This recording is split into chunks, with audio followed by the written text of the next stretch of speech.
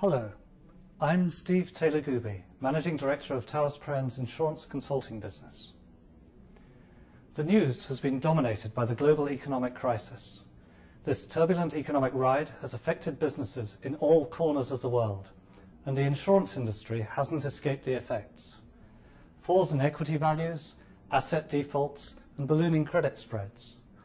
Losses stemming from an active US hurricane season and a potential uptick in directors' and officers' liability claims are just a few of the issues we see facing the industry.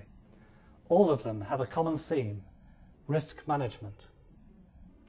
A major challenge for the industry is its ability to implement essential risk and capital management processes that would allow firms to benefit from the full potential of enterprise risk management, or ERM. We know this from our 2008 Insurance Industry ERM Survey, the largest survey of its kind in the world. It was conducted in May and June, prior to the bailout of one of the world's largest insurers. Even so, the findings still very much reflect the current state of the market. While companies continue to make progress implementing ERM, more than half of the 360 or so insurance executives surveyed said that significant work is required in utilizing economic capital in their decision-making. Insurers also admit much is needed to be done in the use of economic capital for performance management, but neither issue is being treated as a top priority. To us, this suggests that some of the more difficult issues are being deferred until the quality of core economic capital calculations improves. Yet, despite the need for improvement, insurers are making important strategic decisions using ERM.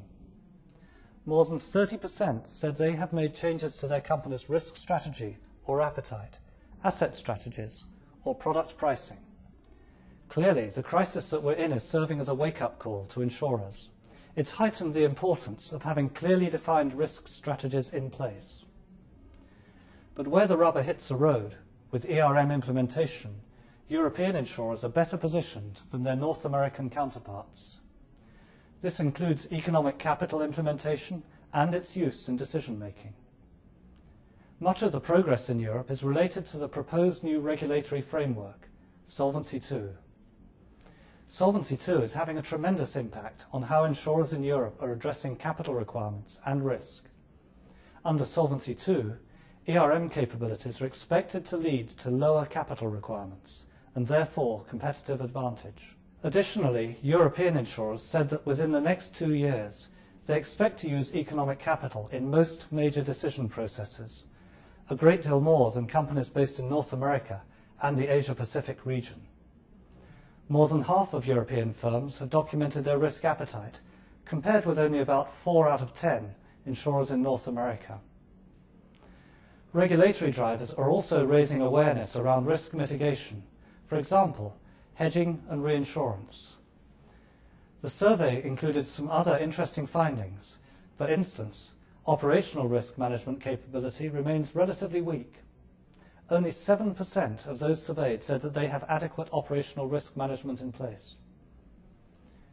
The survey also indicates that when it comes to insurance companies, size matters. Larger insurers are significantly more advanced in most aspects of ERM implementation. Large companies, those with revenues in excess of $10 billion, show superior levels of commitment to economic capital, with nearly 85% already calculating it. Finally, market consolidation seems inevitable. Larger companies have a competitive advantage with regard to their decision-making processes compared to smaller firms unable to keep pace. Since 2006, the last time this biennial survey was conducted, the expected impact of Solvency II on European insurance markets has swung strongly towards consolidation, up from 40% to 50% of respondents. Every risk can, and should, be viewed as both a threat and an opportunity, and companies must embrace the ERM approach that will provide the best roadmap for managing their business in a challenging business climate. Thank you.